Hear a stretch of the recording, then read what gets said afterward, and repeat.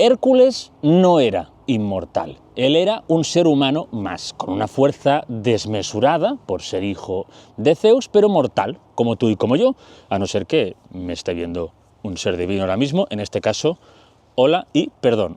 Esto al dios de dioses, a su padre, pues no le parecía bien, porque él quería que Hércules fuera el ultimate hero, ¿no? Como te conté en el episodio anterior, el salvador de los humanos, el mesías de la mitología griega. Y para ello, pues necesitaba que no pudiera morir de una herida o cualquier otra cosa como un hombre más. Pero solo había un modo de que Hércules fuera inmortal. ¿Sabes cuál? Que fuera amamantado por una diosa. Y la única diosa olímpica que había sido madre recientemente, o que era como la madre diosa y que por lo tanto pues seguía teniendo leche materna, era ni más ni menos que la diosa Hera. Sí, la misma diosa que estaba intentando acabar con bebé Hércules. Entonces Zeus, con todo su morro, ordenó a su hijo, el dios Hermes, que sacara a bebé Hércules de su cuna y lo llevara hasta los aposentos de la diosa Hera, mientras ella pues estaba durmiendo, y lo colocara para que mamara de su pecho. Una auténtica estupidez, lo sé, pero en la cabeza de Zeus era espectacular, y Hermes cumplió sus órdenes. Zeus debía pensarse que tener un bebé succionándote el pecho pues no debía notarse o algo, porque si no, ya me dirás tú, ¿a quién se le ocurre eso? Pues a él.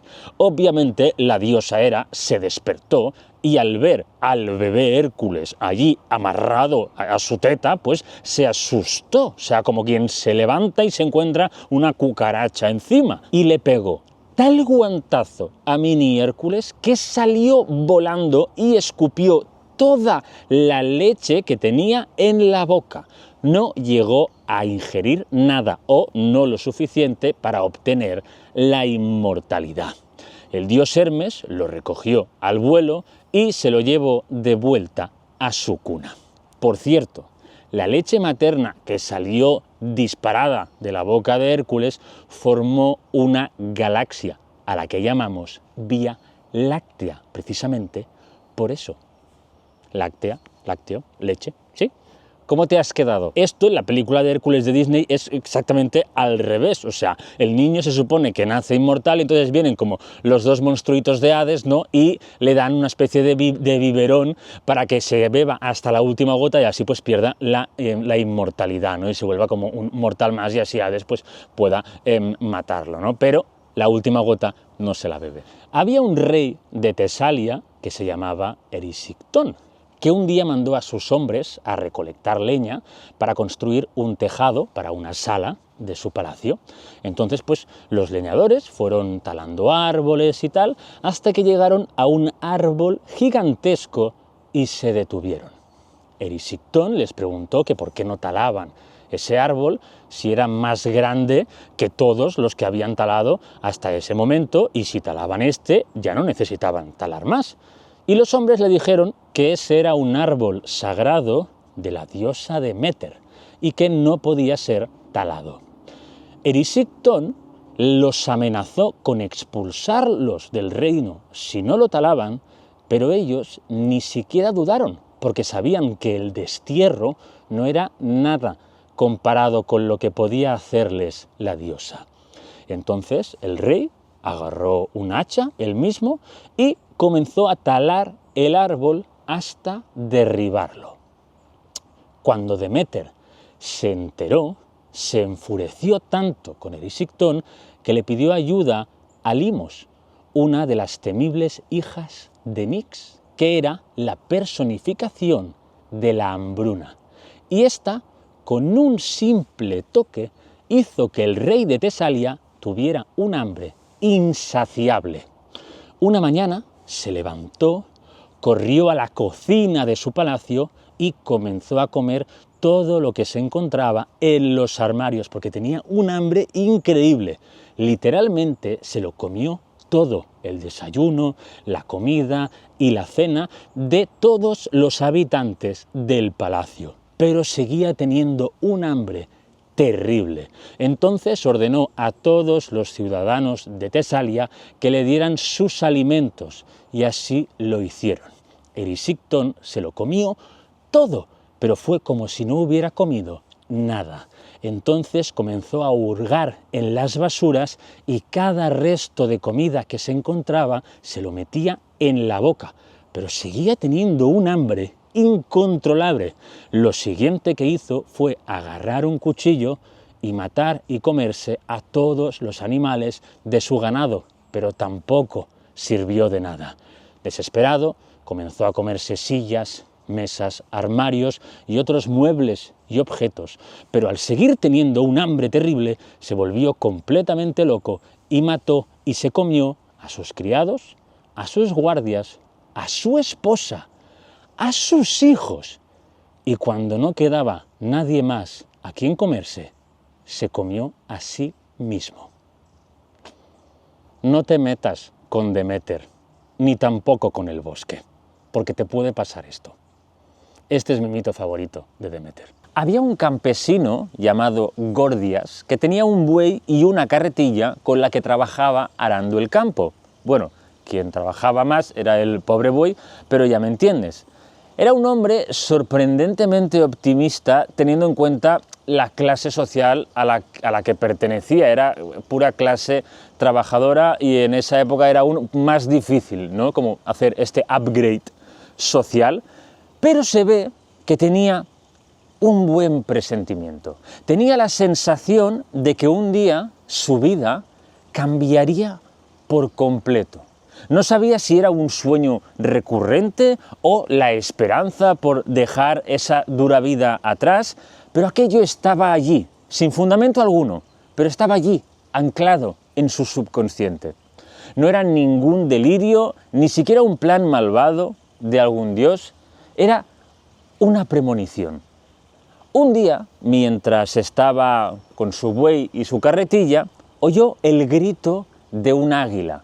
Alzó la mirada al cielo y vio cómo esa ave descendió en picado, se detuvo a pocos metros de él, dio un par de vueltas a su alrededor y se posó encima de la carretilla.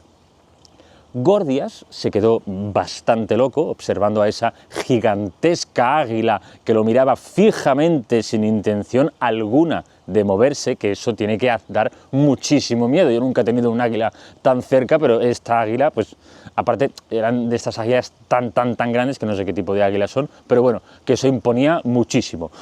Y a los pocos minutos el campesino, al ver que seguía sin moverse el águila, se dio cuenta de que quizá ese era el momento que tanto había esperado. Ese era el upgrade social del que le había estado avisando su subconsciente todo ese tiempo. Ese águila era una señal divina, pero no una cualquiera, sino de Zeus, ya que era su animal de referencia y uno en los que se transformaba muchas veces. Así que si algún dios le estaba mandando una señal y usaba un águila para hacerlo, es que no podía ser otro que Zeus, el dios de los cielos. Así que Gordias decidió ir con la carretilla tirada por el buey y el águila, porque no se movía, hasta el oráculo más cercano, que estaba a tomar por saco, para que le dijera más concretamente qué significaba aquello, qué significaba esa águila allí. Porque claro, él sabía que era algo importante, que le iba a cambiar la vida, pero no sabía ni cuánto, ni cómo, ni en qué sentido, ni si tenía que hacer algo, y claro, tenía que saberlo. Se ve que este oráculo estaba en un templo de Zeus que estaba dentro de la ciudad principal de Frigia. Y justo ese mismo día que había pasado esto del águila y en el que Gordias se dirigía a ese sitio, el rey de Frigia había muerto. ¿Casualidad? No lo creo. Total, que Gordias, el águila y el buey se ponen en marcha y cuando llegan a las puertas de la ciudad se encuentran con una mujer que resulta que tenía poderes proféticos y que cuando vio al águila allí agarrada en la carretilla le dijo que eso era una señal de Zeus. A lo que Gordias respondió: ¿me lo dices o me lo cuentas, crack? Un poco borde Gordias, la verdad, ¿por qué no decirlo? Y entonces la profetisa le respondió: bueno, te me calmas, figura, me refiero a que debes hacer sacrificios al dios Zeus si no quieres perder su bendición. Déjame acompañarte y aconsejarte con los sacrificios, porque con esa cara de moniato que me llevas dudo que sepas hacerlo. no veas también con la profetisa. Y entonces Gordias, que la única compañía que había tenido en su vida había sido ese buey, le dijo: dejo que me acompañes si te casas conmigo. A lo que la mujer le contestó: venga, de una.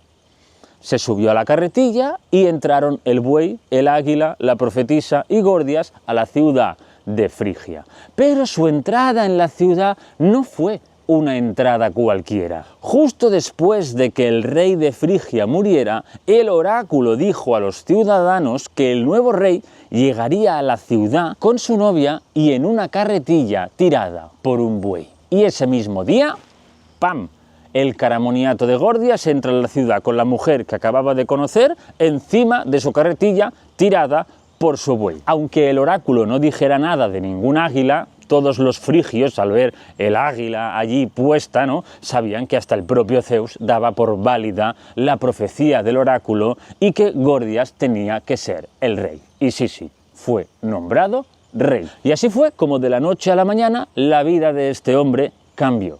Pero el muy desgraciado no permitió que su buey disfrutara de una jubilación maravillosa, porque adivina qué sacrificó al dios Zeus.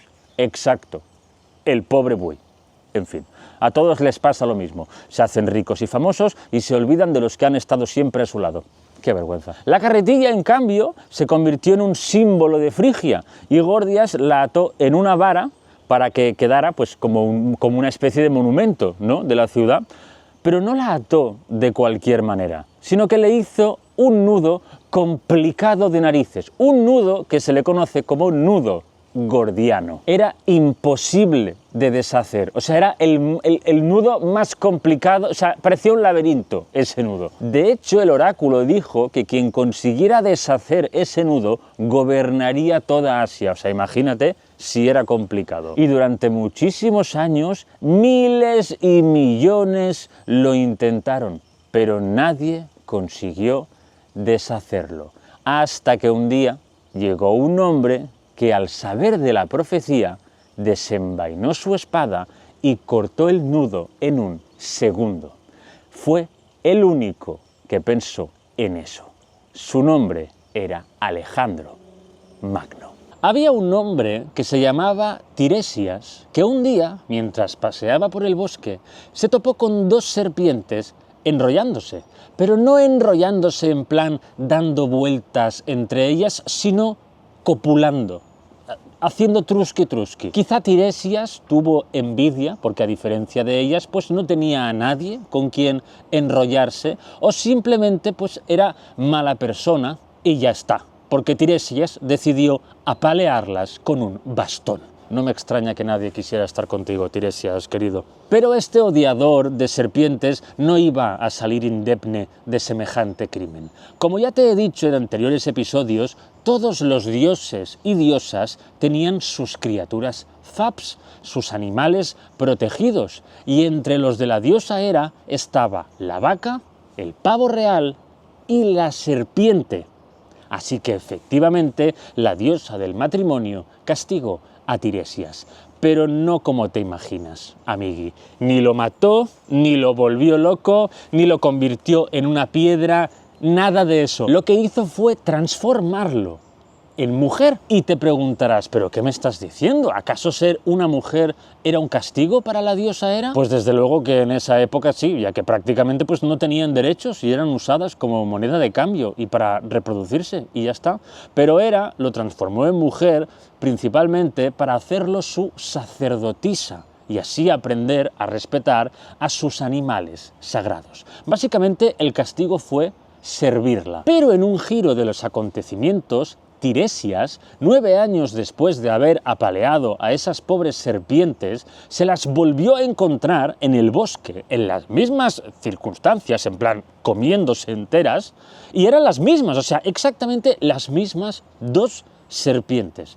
¿Y qué crees que hizo Tiresias? ¿Qué crees que hizo? ¿Les pidió perdón?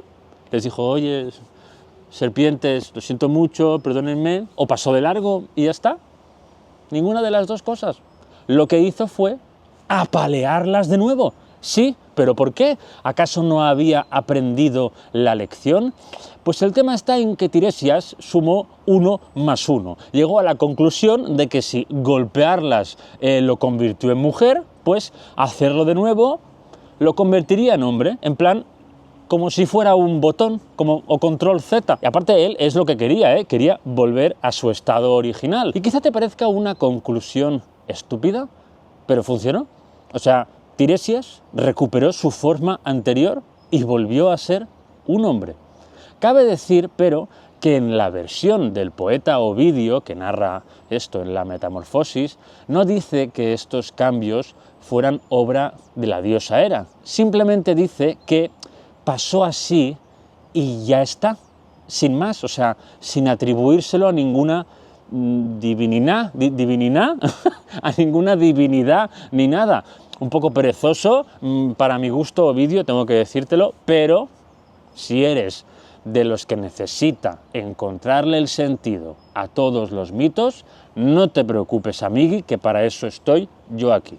Y quizá Hera lo cambió de nuevo por esto que te voy a contar ahora. Un día, Zeus y Hera estaban discutiendo sobre quién podía sentir más placer en las relaciones sexuales. Zeus decía que las mujeres sentían más y Hera decía que no, que los hombres sentían más placer. Porque yo creo que la diosa Hera pensaba, vamos a ver, si mi marido está obsesionado con el sexo, que tiene que enrollarse con todas las criaturas que habitan en el mundo, es porque los hombres tienen que sentir una de placer increíble, porque yo no tengo esa necesidad todo el rato, ¿no? Yo creo que a esa conclusión llegó la diosa Hera. Pero la diosa, para salir de dudas, porque no se ponían de acuerdo, no había manera de que uno convenciera al otro, pues dijo, mira, tenemos que resolver esta discusión, así que vamos a preguntárselo a alguien que haya sido ambos, que haya sido hombre y que haya sido mujer. Y pensó, pues, en Tiresias. Y yo creo que aquí, pues, dijo, voy a convertirlo de nuevo en hombre, porque sé que es lo que quiere, para asegurarme el triunfo de la discusión. Esto es lo que me invento yo para darle sentido al control Z de Tiresias, volviendo a ser hombre. Zeus aceptó que fuera él, ¿no? Tiresias, quien diera el veredicto, y entonces, pues, lo hicieron venir. Pero, para sorpresa de Hera, cuando le preguntaron quién sentía más placer, si un hombre o una mujer, Tiresias, al instante, o sea es que apenas acabaron de formular la pregunta, que él ya respondió diciendo que sin ninguna duda la mujer sentía más placer. Hera se enfadó muchísimo, se pilló un rebote que flipas y castigó de nuevo a Tiresias, pero no como la otra vez, sino que esta vez directamente le quitó pues uno de sus sentidos, le privó de la vista, lo dejó ciego, vamos. Zeus no estuvo nada de acuerdo con la reacción de su esposa, mira quién habla, como si él nunca se hubiese propasado con un castigo, pero como los dioses no pueden cancelar los castigos de otros dioses, o sea, si una diosa o un dios le pone un castigo o le concede un poder a otra criatura, mortal, ninfa, lo que sea, pues no puede venir otro y quitarle este poder, no. Lo que sí que puede hacer, pero es, en el caso de querer contrarrestar un castigo, pues ofrecerle algo pues positivo, ¿no? Que es lo que hizo Zeus, que decidió bendecirlo con el poder de ver el futuro. Y así fue como Tiresias se convirtió en adivino. De hecho, uno de los mejores y de los más solicitados, porque a diferencia de otros adivinos y oráculos, sus respuestas eran claras, o sea, y se dejaba de enigmas, ni hostias y rimas indescifrables, pero sí que es verdad que por muy claro que fuera prácticamente siempre, no siempre lo entendían. Pero eso ya no era culpa suya, Nyx, ella sola, tuvo a muchísimas hijas e hijos. Las criaturas de la noche, que las llamo yo, que fueron muchas. Uno de mis faps es Momo, que era la burla, y que estoy bastante seguro que es el tatarabuelo del meme, ¿no? ¿No creéis? De Nyx también nació Caronte, el barquero del inframundo, el encargado de llevar las almas de los muertos a su destino, solo si le dabas una monedilla, si no te pegaba un ostión con el remo en la cabeza y caías en las aguas del río Estigia y te quedabas allí navegando, flotando durante 100 años, o sea, imagínate lo arrugado que saldrías de allí después de un siglo. Yo esto lo llamo clasismo post-mortem de toda la vida y de la muerte también, porque claro, si tú no le dabas dinero, no te llevaba a tu sitio, por lo tanto, ¿no? O sea, claramente es discriminación. Aparte que se te puede olvidar también, ¿no? En plan, ¿cómo, o sea, si te mueres solo, no tienes a nadie que te ponga una moneda? ¿Me explico? No sé, o sea, un grave problema veo aquí. Pero después de esto, después de pasar estos 100 años, sí que te llevaba a tu destino, que eran tres posibles destinos como muerto. Uno era el Tártaro, que es el abismo que os he dicho, que era pues un lugar terrorífico, como os he dicho, y sería lo equivalente al infierno cristiano. Después estaban los prados asfódelos, que eran un prado de flores blancas, eran cute, pero eran insípidas, pero comestibles, ¿no? Que son estos, los asfódelos, y ahí ibas si no había sido ni muy bueno ni muy malo. Yo siempre digo que son los que han sacado un 5 en el examen, los del suficiente, los de, venga, va, tira, estos van aquí. Y después están los campos elíseos, que era pues un campo maravilloso, con todas las frutas que existen, todas en perfecto estado, nunca estaban ni muy verdes ni muy maduros, estaban como a ti te gustaba, y además había cantidad ilimitada. Y ahí pues iban pues los mejores, los héroes. De Nyx también nacieron las personificaciones del engaño, la vejez, la angustia, el destino, pero si me lo permiten estas criaturas, estas personificaciones, voy a centrarme en las más importantes, que son varias. Empezamos por la muerte. Nyx dio a luz a dos tipos de muerte: la tranquila, la plácida, ¿no? Que es la muerte que todos deseamos, la que te pilla durmiendo, ¿no? Que ni te enteras, que su nombre es Thanatos, y después a la muerte terriblemente dolorosa que iba a cargo de las Keres, las supernenas de tus más horribles pesadillas, que además eran 3 también. Y básicamente estaban presentes en todas las batallas, en todas las guerras, para ir a por los guerreros heridos y hacerlos sufrir lo más grande, porque estas criaturas sentían placer haciendo esto. Y mientras que a Thanatos se le describe como un ser precioso, con alas, tranquilito y sereno, muy mono él, pues a las Keres se las describe con dientes y garras muy afiladas, y todo el rato sedientas de sangre humana. Pero dentro del mismo grupo de criaturas de la noche relacionadas con la muerte, Nyx también parió a las famosísimas Moiras, que básicamente son 3 mujeres, en algunos lados son ancianas, en otros son más jóvenes, pero bueno, da igual, que básicamente te visitan el día de tu nacimiento y deciden cuándo vas a morir. Tienen un hilo, que es el hilo de tu vida, y con esto pues se encargan de poner tu fecha de caducidad, como las que se encargan de hacerlo con lo de la comida, pues las Moiras siendo más honestas, ¿vale? Cloto era la Moira que se encargaba de hilar este hilo de tu vida, ¿no? Lachesis era la que medía el hilo, y Atropos la que lo cortaba con sus tijeras muy roñosas, por cierto, en plan, vas a vivir hasta aquí, ¿vale? Hacía y hasta luego.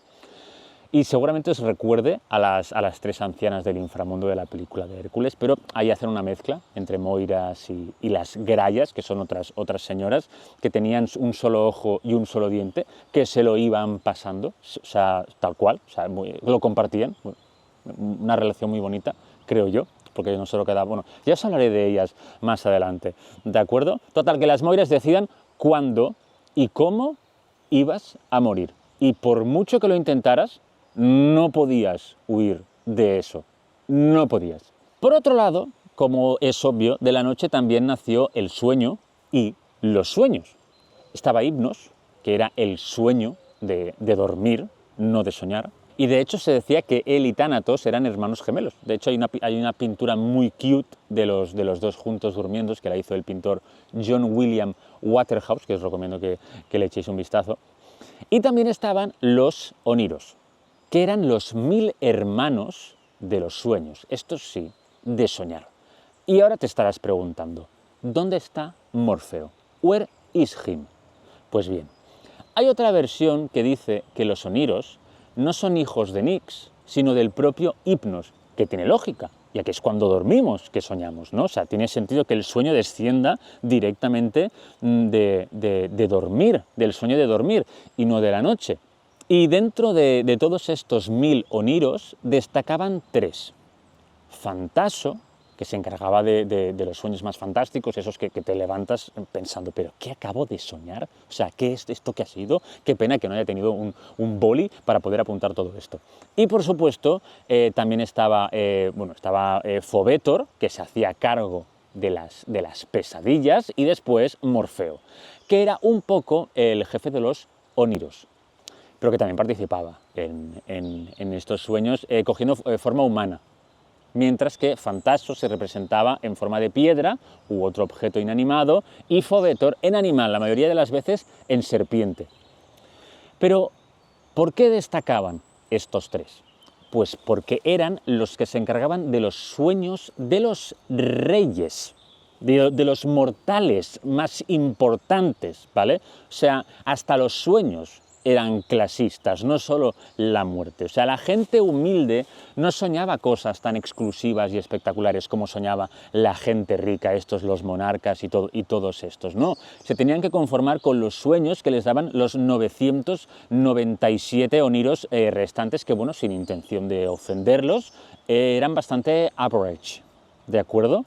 Claro, o sea, esto me parece muy interesante porque refleja un poco el hecho de la población que no tenía ningún tipo de esperanza en poder subir de clase, ¿no? en poder conseguir grandes cosas como los ricos, y eso pues en la mitología griega se planteaba de esta forma, como diciendo, vale, esta gente nunca va a poder ascender y por lo tanto directamente no lo sueñan, porque no forma parte de su imaginario, es imposible, no pueden creer que van a conseguir eso. ¿Me explico? Por tanto, los reyes soñaban en conquistar nuevas tierras y quizás pues la gente más humilde pues soñaba con, yo qué sé, con mañana pues comer más. ¿Sabéis? No sé, me parece muy interesante a la vez que muy jodido. A ver, os estoy dando como muchísima información, ¿vale? Pero esto es para situaros un poco por encima todos los personajes principales, ¿vale? Pero no os preocupéis que en los siguientes episodios entraré más o sea, me centraré más en los personajes de manera más concreta, porque muchos de estos tienen mitos y seguramente dedique algún que otro episodio exclusivo a estas criaturas, ¿de acuerdo? Pero no os mareéis, no os tenéis que acordar de todo esto, ¿vale? Y bueno, para acabar, Nyx tuvo 2 hijas más, que una era Eris, la diosa de la discordia y la envidia, que juega un papel muy importante en Troya, por no decir que es quien provoca la guerra de Troya, y Némesis, que era la diosa de la justicia retributiva, la solidaridad y un poco el karma, diría yo también. Y ya por último, las ninfas del atardecer, las Hespérides. Lo peor que le pudo pasar fue enamorarse de su hermano, Zeus. Pero, ¿acaso se enamoró? Hay un mito que dice que Zeus estaba coladísimo por Hera, pero ella no quería estar con él. No compartían los mismos valores, por decirlo de alguna manera, porque ella quería estar con alguien respetuoso y fiel, pero Zeus no era ni una cosa ni la otra, y eso lo sabía, o sea, para él, ella era simplemente otra más. Recordad que Zeus, durante la titanomaquia, ya había estado con su tía Mnemósine, con la que había tenido a las famosas musas, y con Eurínome, con la que había tenido a las famosas Gracias, las 3 Gracias. De nada, perdón. Pero Zeus nunca jamás aceptaba un no por respuesta. Nunca. Es terrorífico esto. Si él quería algo, iba a hacer cualquier cosa para obtenerlo. Y cuando digo cualquier cosa, me refiero a cualquier cosa. Un día que Hera paseaba por un monte, se sentó para, bueno, observar el paisaje, ¿no? Y de pronto un pájaro, concretamente un cuco, bajó del cielo y aterrizó a su lado. Ella quedó absolutamente encantada, ¿no?, con ese animalito, y le pareció pues tan cute que lo agarró, se lo puso encima y lo cubrió con su vestido. Y entonces, en ese momento, el pájaro tomó su verdadera forma y la violó. El cuco era Zeus. Y entonces Hera se vio obligada a casarse con él, por vergüenza. También hay otras versiones en las que Hera sí quería estar con él, pero con la condición de que se casaran. Porque el matrimonio para ella era algo sagrado, como si casarse fuera a impedir que Zeus le pusiera los cuernos, en fin. Así que él aceptó, porque le daba exactamente igual, y siguió estando con otras. Hera se acabó convirtiendo en la diosa del matrimonio, porque toda su personalidad se basaba en lo más conservador de este enlace y en su relación con Zeus. O sea, vivía por y para mantener a su marido cerca y fiel. Y cuando lo pillaba engañándola, ¿con quién creéis que pagaba su furia? Porque con él no, con sus víctimas. Y te preguntarás, oye, ¿y Hera no lo engañaba con otros? Es una diosa, puede hacerlo, sí, pero no lo hizo, porque iba en contra de sus ideales y de lo que ella representaba. Hera jamás, pero jamás se planteó separarse de Zeus. O sea, en su mente no existía tal posibilidad. Es como si el dios de la muerte empezara a resucitar a muertos. O sea, no tendría sentido alguno, ¿verdad? Pues lo mismo. La diosa del matrimonio no podía divorciarse. Pero por algún lado, pues iba a sacar toda su ira. Y como ya os he dicho, y veréis en muchos mitos, lo pagaban las víctimas y amantes de Zeus. Y también los hijos que tenía con ellas. Pero antes de casarse, la diosa Hera se quedó embarazada de Zeus, seguramente a raíz pues, de lo del cuco. Como ella ya estaba sentenciada, porque así se sentía ella, porque después de aquello, pues, como ya os he dicho, se vio obligada a casarse con él, pues empezó a sentir mucha presión por hacer feliz al que iba a ser su futuro marido, para evitar que se alejara de ella. Esto es muy fuerte, ¿eh? O sea, pobre Hera pensaba que, o consideraba que si Zeus la engañaba con otras, es porque ella no cubría todas sus necesidades o no le daba lo que él quería. Y eso no era así, o sea, Zeus la iba a engañar siempre. Pero a ella y a quien fuera. Pero Hera, pues, no pensó en eso o no creía lo mismo y decidió esconder ese primer embarazo por si el primer descendiente que tenía con Zeus no era lo que él esperaba, por si tenía algún tipo de o malformación o yo qué sé, o lo que fuera. Y Zeus pues quisiera anular la boda al pensar que Hera no le iba a dar los hijos que él quería. Esto es muy chungo, ¿eh? Y como ella tenía que casarse sí o sí con Zeus, pues no quería correr ese riesgo. A mí me sabe muy mal por ella, pero estaba responsabilizando a un pobre bebé que aún ni siquiera había nacido de su relación de mierda con Zeus. O sea, ¿y qué pasó? Pues que Hera dio a luz a su primer hijo y, ¡oh, sorpresa!, era feo. O eso consideró ella. O sea, yo no voy a decir yo que un bebé es feo. O sea, un bebé es un bebé, no es ni feo ni guapo. O sea, es de locos presionar ya a un bebé, a una criatura que acaba de nacer, presionarla con los estándares de belleza. Pero ella lo hizo y entró en pánico. No podía ir a Zeus y decirle, mira, nuestro primer hijo. O sea, pues sí que podía, pero como consideraba que era feo y que eso asustaría a Zeus, pues decidió no hacerlo y deshacerse del niño. Sí, lo agarró y lo tiró Monte Olimpo abajo. Y siguió como si nada. ¿Arrepentida? No. ¿Aliviada? Al 100%. Yo te dejo unos instantes, ¿vale?, para que asimiles esta locura, pero te advierto de que la mitología griega va llena, de estas barbaridades. Venga, sigo. Hera se volvió a quedar embarazada, pero esta vez sí que quedó satisfecha con el bebé y se lo mostró a Zeus, que tampoco creo que saltara de alegría, pero bueno, quizá dijo un ok, y para ella ya fue, menos mal, aún sigue queriéndose casar conmigo. Al fin y al cabo, para él era pues también un hijo más, o sea, ya había tenido bastantes más, o sea, para él tener hijos, no sé, es que tenía hijos como churros, pero seguía queriendo casarse con Hera y eso para ella pues era una victoria. Y espera, lo más importante, ¿quién era este bebé que no había lanzado Monte Olimpo abajo?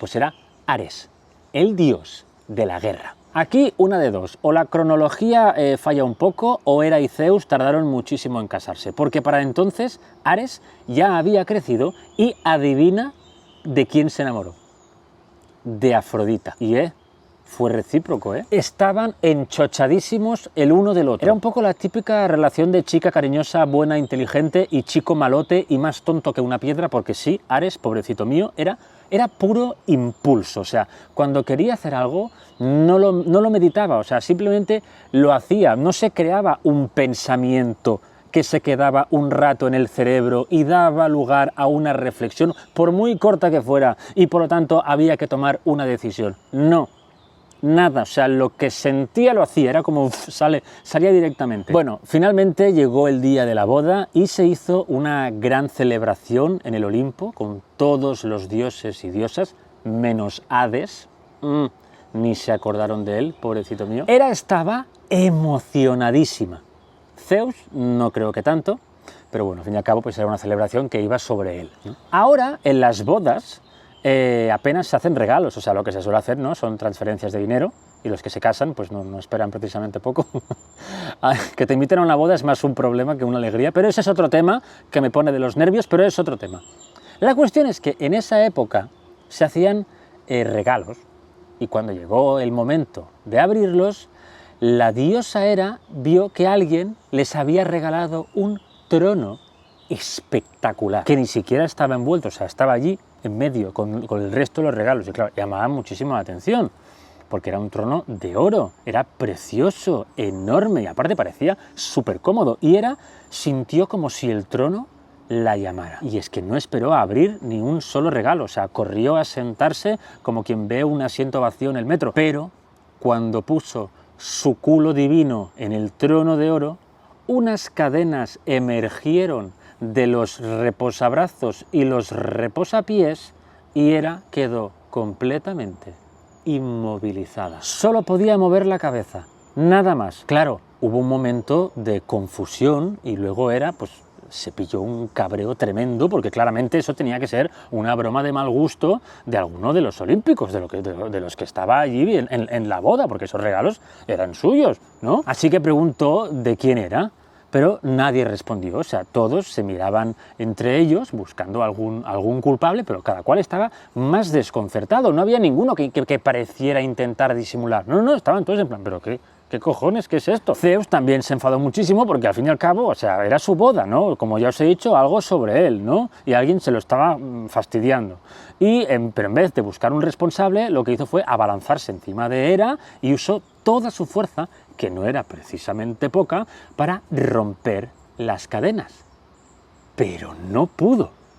Y entonces ahí sí que cundió el pánico. Si Zeus no podía liberarla, ¿quién iba a poder? Los demás dioses y diosas también lo intentaron, pero es que no había manera.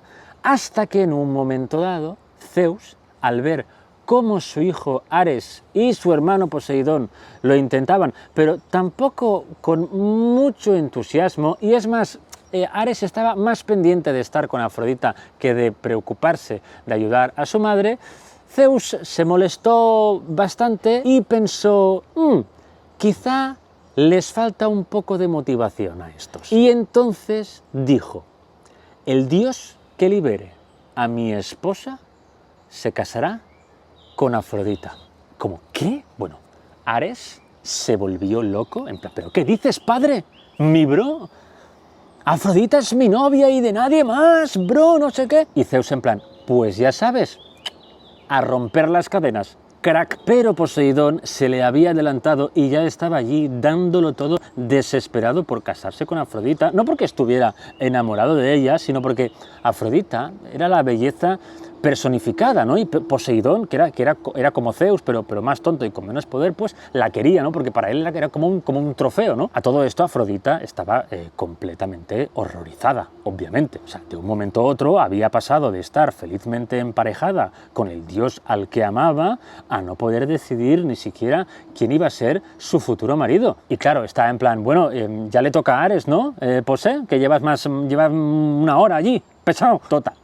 Que estuvieron bastante rato, Poseidón y Ares, ahí intercalando, intentando romper esas cadenas, mientras Hera y Afrodita se desesperaban por momentos. Hasta que de pronto Zeus vio a un hombre que se acercaba a ellos desde la otra punta del Olimpo. Era cojo, se podía ver cómo tenía dificultad para apoyar una de sus piernas, pero no parecía ser de algo reciente. Y cuando estaba lo suficientemente cerca de ellos y le pudieron ver el rostro, todos, y cuando digo todos es todos, pusieron cara de asco. Era el hombre más feo que habían visto en su vida. Entonces, este desconocido miró a la diosa Hera, le dedicó una gran sonrisa y le dijo: veo que te ha gustado el regalo,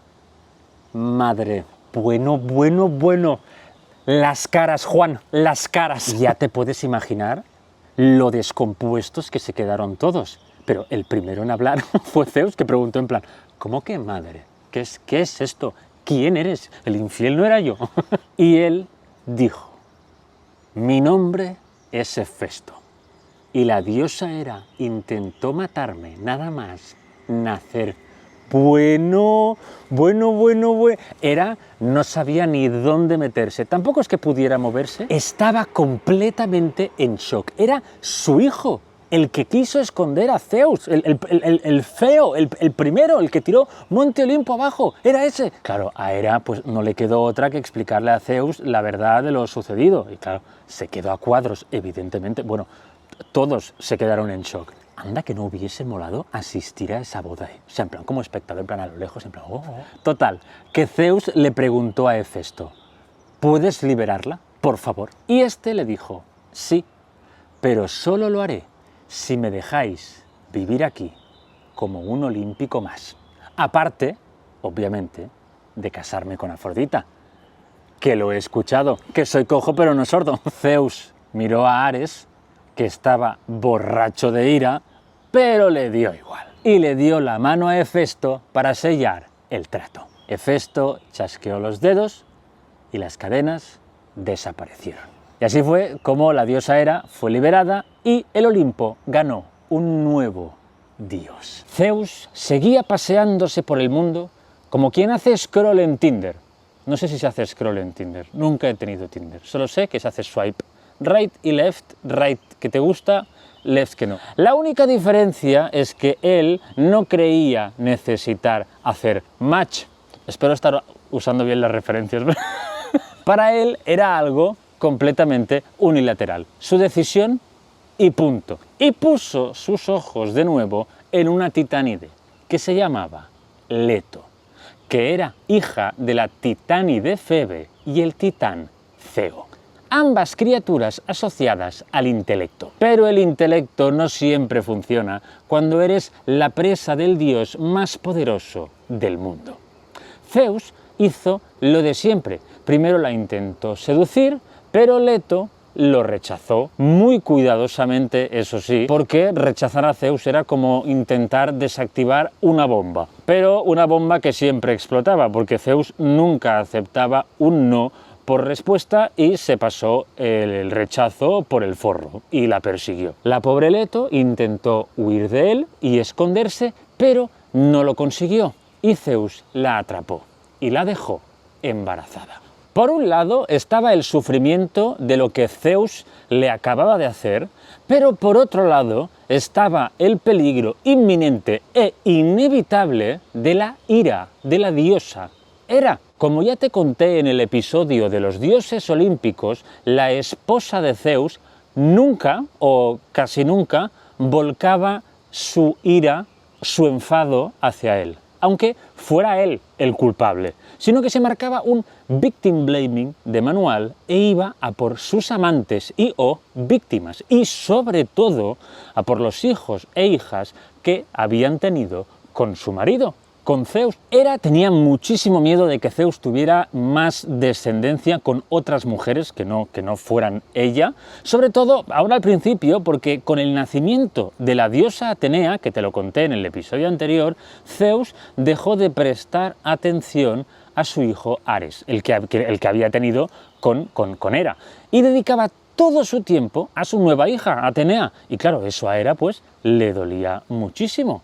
Claro, su terrible miedo de que Zeus no estuviera satisfecho con los hijos que le había dado ella se estaba cumpliendo. Y claro, para ella eso era como si la apuñalaran en el pecho. Sentía que sus hijos tenían que competir contra los bastardos, ¿no? los que Zeus tuviera fuera del matrimonio, con otras petardas, ¿no? Como diría ella, y ahora pues su hija Fab era Atenea. Pero claro, si seguían naciendo más, pues su hijo, Ares, tendría aún más competidores y sería aún más difícil llegar al podio del hijo mimado. Bueno, un drama.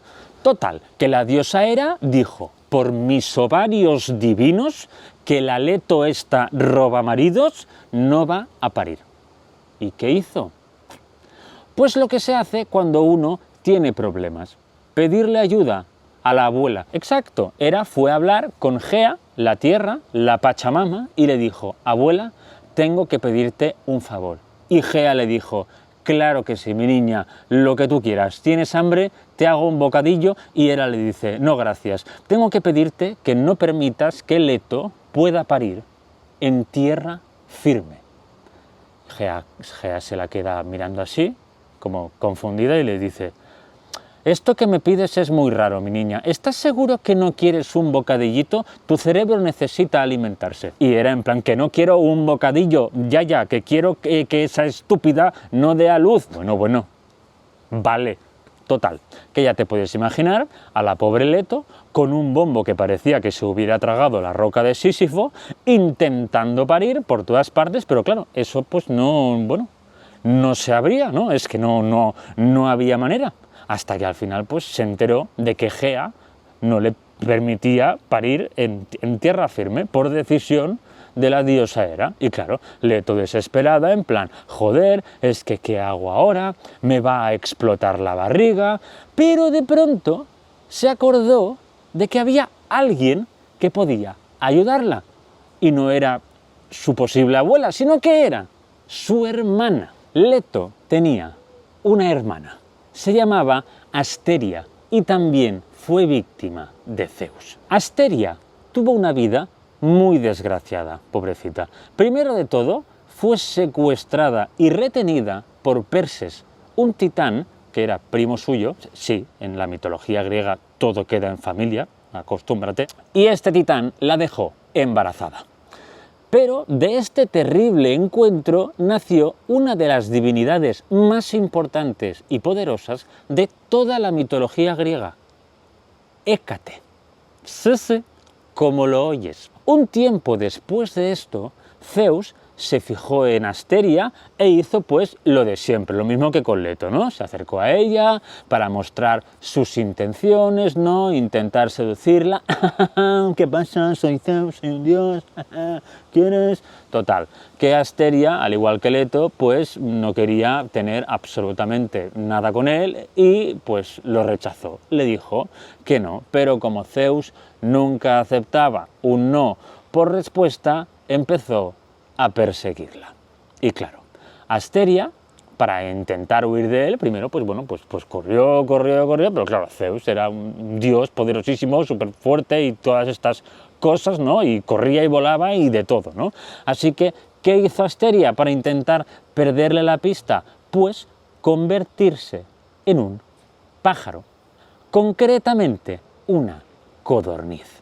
Pero, aún así, Zeus no le perdía la pista, seguía tras ella sin rendirse, hasta que en un momento dado Asteria dijo, mira, tengo que hacer algo, estoy dispuesta a hacer cualquier cosa para que este desgraciado no me pille. ¿Y qué hizo? Pues decidió precipitarse al mar, con la forma del pájaro. Y así lo hizo. Se lanzó de cabeza al océano y Zeus no pudo atraparla. Primero de todo porque era un pajarito muy pequeño y el mar es enorme, y también, segundo, porque en cuanto tocó el mar, se convirtió en un enorme pedazo de tierra, una isla. Sí, se convirtió en una isla enorme, pero no una isla cualquiera, porque cuando emergió del agua empezó como a alzarse, ¿no?, a levantarse hasta quedar por encima del mar, pero bastante, mucho por encima del mar. Asteria se había convertido en una isla flotante, y esta isla se acabó llamando Delos. Y claro, al no ser eso tierra firme, no sé si veis por dónde voy, sino que estaba pues levitando en el aire, ¿no?, era el único sitio en el que Leto podía parir. Pero tenía un problema, otro problema. ¿Cómo iba a llegar hasta allí? No había escaleras, ni ascensor, ni nada por el estilo, ni ella podía volar. ¿Qué podía hacer? Pues pedir ayuda al dios del mar, a Poseidón. El plan era que ella, pues, bueno, se subiera a una barquita, ¿no?, dirección hacia la isla de Delos, y que Poseidón fuera subiendo el nivel del mar hasta que llegara a un punto en el que el mar, durante unos instantes, ¿no?, estuviera al mismo nivel, a la misma altura que la isla esta flotante, y así pues Leto pudiera llegar con su barquita, ¿no? Y Poseidón, por alguna razón, quizá para fastidiar a la diosa Hera, o para crear pues aún más caos en el Olimpo, ¿no? Porque pensad que, bueno, yo tengo una teoría, y ahí tengo pruebas también, de que Poseidón siempre era el eterno segundón y ansiaba tener el poder que tenía Zeus, ¿no? Él quería ser el líder del Olimpo.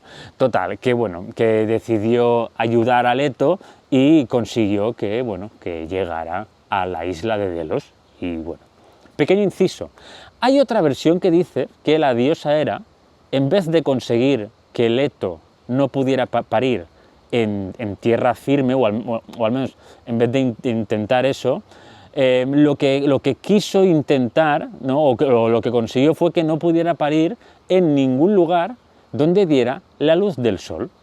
Y se ve que Poseidón, que en esta versión también la llevó hasta Delos, creó dos grandes olas que cubrieron toda la isla y tapaban la luz del sol para que pues Leto pudiera dar a luz.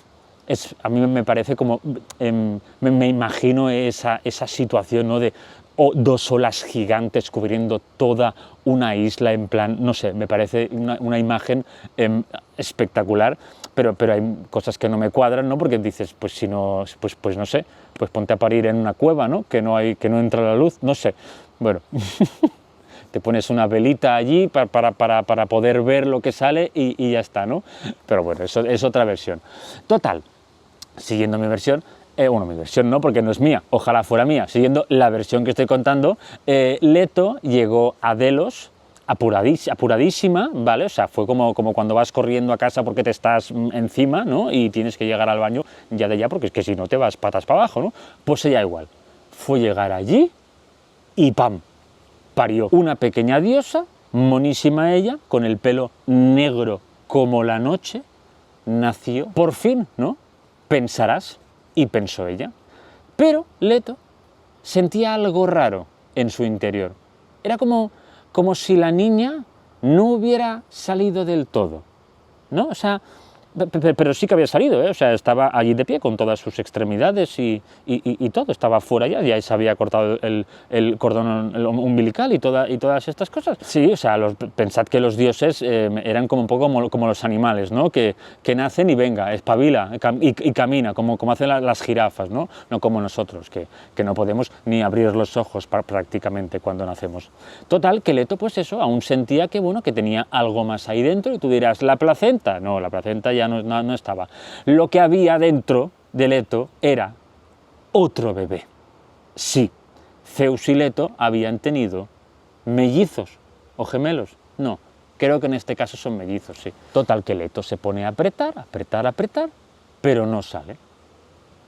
Lo vuelve a intentar en otra posición y tampoco. Sigue probando durante mucho rato, pero nada de nada. No hay manera. No sale la otra criatura. Total, que la niña, que acababa de nacer, o sea, acababa literalmente de nacer, llevaba nada, 1 minuto y medio en la vida, le dice: ¿te ayudo, madre? Y claro, Leto en plan, joder, qué espabilada me ha salido la niña, ¿no? Total, dice, bueno, vale, pues ayúdame. Y sí, la niña, que llevaba nada, o sea, llevaba nada viva, dice, pues se pone a hacer de comadrona. No sé cuánto tiempo pasó hasta que nació el segundo bebé, pero desde luego que se les hizo eterno, porque se ve que era cabezón y se había quedado atascado. Pero sí, al final salió. Tardaron muchísimo, fue muy costoso y Leto sufrió lo que no está escrito, pero nació. Era un niño y en vez del pelo negro, como la noche, lo tenía rubio, como la luz del día. Y estos dos minidioses recibieron los nombres de Artemisa y Apolo. El maldito Zeus violó a Deméter y fruto de esa violación nació Perséfone. Su primer nombre era Core, pero en este mito la llamaré Perséfone todo el rato, ¿vale?, para evitar confusiones. Deméter vivía aterrada con que algún dios le hiciera a su hija lo mismo que Zeus le había hecho a ella y a muchísimas otras. Pequeño inciso, Deméter también fue violada por su otro hermano, por Poseidón, que eso ya os lo explicaré en otro episodio, pero creo que es importante decirlo para comprender el nivel de pánico que sentía Deméter. Total, que Deméter pues siempre estaba con ella, alerta, 24/7, pendiente de cada movimiento de dioses hombres que pudieran acercarse para intentar pues, ser sus pretendientes, ¿no? Pero ella misma se dio cuenta de que eso era un sinvivir y muy difícil de controlar y necesitaba pues alguna certeza o algún tipo de información para asegurarse de si le iba a pasar algo a su hija o no, y de cómo podía evitarlo o de si podía evitarlo, porque claro, el miedo y la incertidumbre que sentía Deméter eran insoportables. Deméter, además de todo eso, también tenía miedo de que Eros, el dios del amor, de las flechitas, disparara pues alguna de estas flechas de amor a los pretendientes de su hija y que se volvieran locos, se pelearan por su amor y se liara pues la de Dios, porque eso es algo que podía pasar, y si no, que se lo pregunten a Troya. Es muy curioso porque Deméter concretamente tenía mucho miedo de que uno de los pretendientes de su hija fuera Hefesto, el dios herrero. De algún modo, pues sabía que tarde o temprano su hija tendría un marido, pero en ningún caso quería que fuera cojo. O sea, al parecer, el marido de su hija tenía que andar sin dificultades, ¿no? O sea, quería que no le hiciera daño y que no fuera cojo. Eran sus dos prioridades, lejos de querer defender a Hefesto, así que es un poco discriminatorio lo de no querer que te tenga un marido cojo por el mero hecho de ser cojo, pero bueno, no sé, todo esto se explica en los poemas dionisíacos, no me lo estoy inventando, o sea, que por cierto, Hefesto era cojo porque de la hostia que se metió cuando su madre, la diosa Hera, lo lanzó Monte Olimpo abajo, se fastidió una pierna. Total, que para intentar resolver sus dudas, decidió ir a visitar a Astreo, que era un titán de segunda generación, hijo del titán Crío y de una hija del mar, Euribia. Astreo, junto con Eos, que era la diosa del alba, ¿no?, la que da paso a Helios con su carro del sol, la que anuncia el inicio del día, tuvieron gemelos que eran literalmente 2 estrellas, Héspero y Eósforo, que eran la estrella del atardecer y la del amanecer, que no dejan de ser el planeta Venus, ¿no?, cuando se ve en algunos amaneceres y algunos atardeceres, sin más. Pero quedémonos con Astreo. ¿Quién es este tío?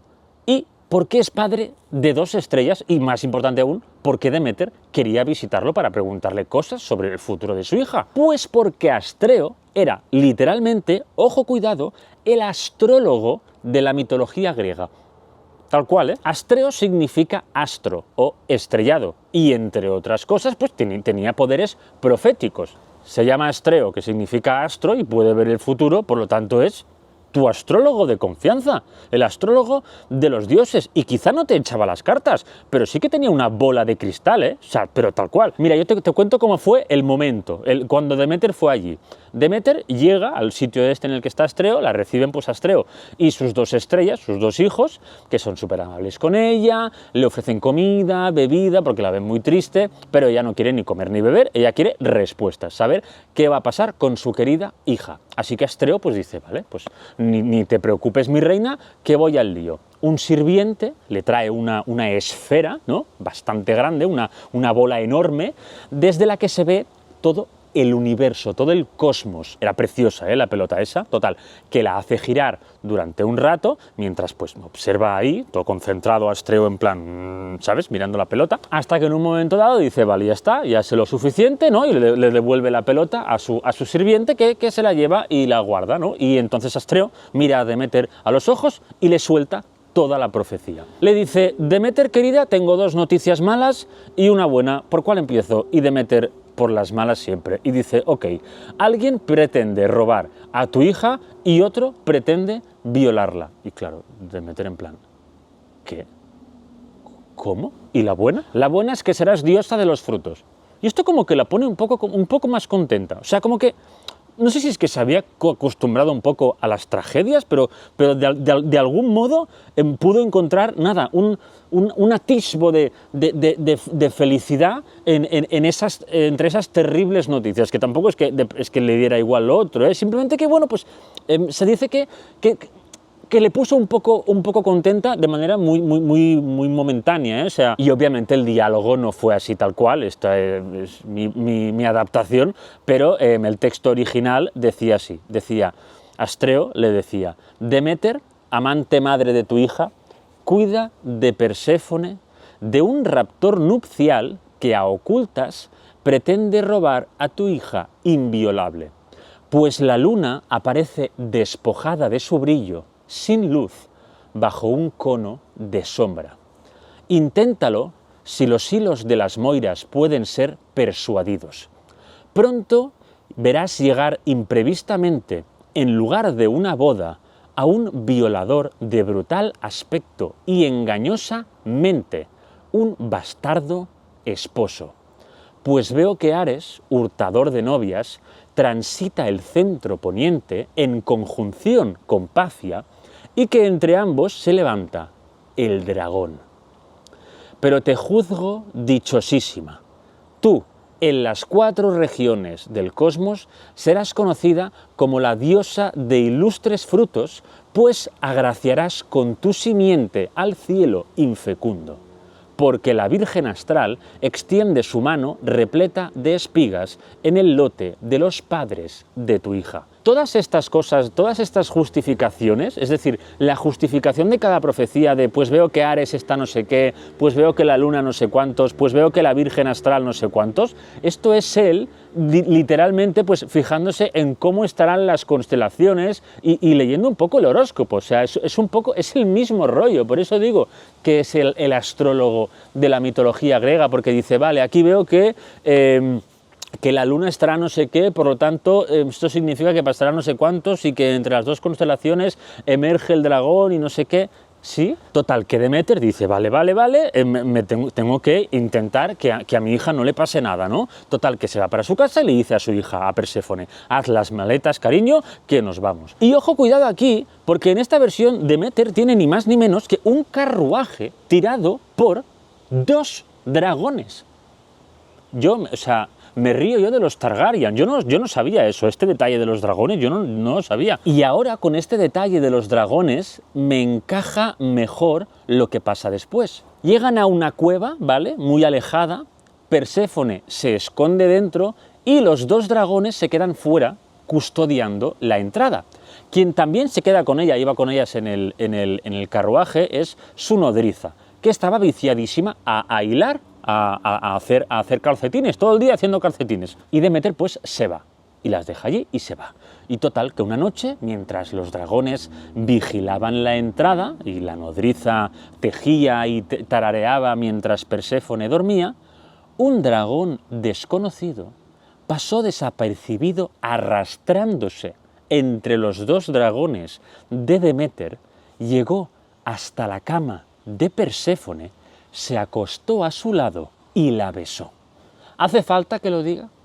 ¿Es necesario que diga quién era este dragón? Sí, amigos, sí, era Zeus. Y da igual que fuera su padre, a ese desgraciado le daba igual absolutamente todo. Y con ese beso, con ese simple contacto, Perséfone se quedó embarazada de su puñetero padre. La peor pesadilla de Deméter se había cumplido.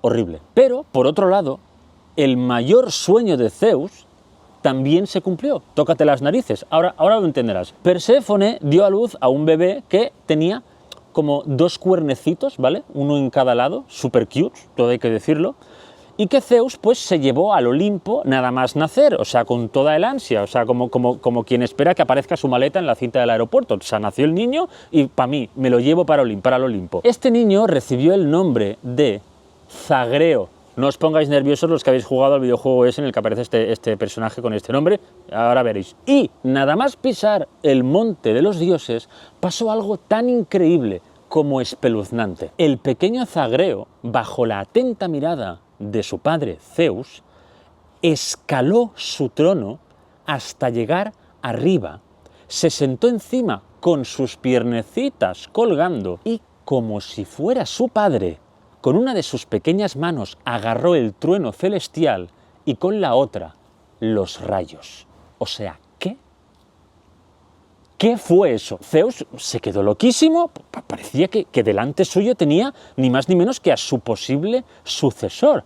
Y a diferencia de su padre, Cronos no había recibido ninguna profecía que dijera que lo mataría o le robaría el trono, así que en ese momento sintió más orgullo que miedo, pero tampoco le dio tiempo a sentir lo contrario, ¿no? A decir, no, pues ahora me da miedo, porque, oh, sorpresa, la diosa Hera se enteró de que había un nuevo bastardo, hijo de su marido, con otra que no era ella, en el Olimpo. Y eso no lo podía permitir. Y la lió que flipas aquí Hera, todo hay que decirlo. O sea, estaba tan furiosa que liberó a los mismísimos titanes que Zeus había encerrado en el Tártaro después de derrotarlos en la Titanomaquia y los envió al Olimpo a que mataran a ese niño y a cambio ella pues les otorgaría la libertad definitiva. O eso fue lo que les prometió. Hera se las apañó para que Zeus pues no estuviera cerca cuando los titanes escalaran el monte de los dioses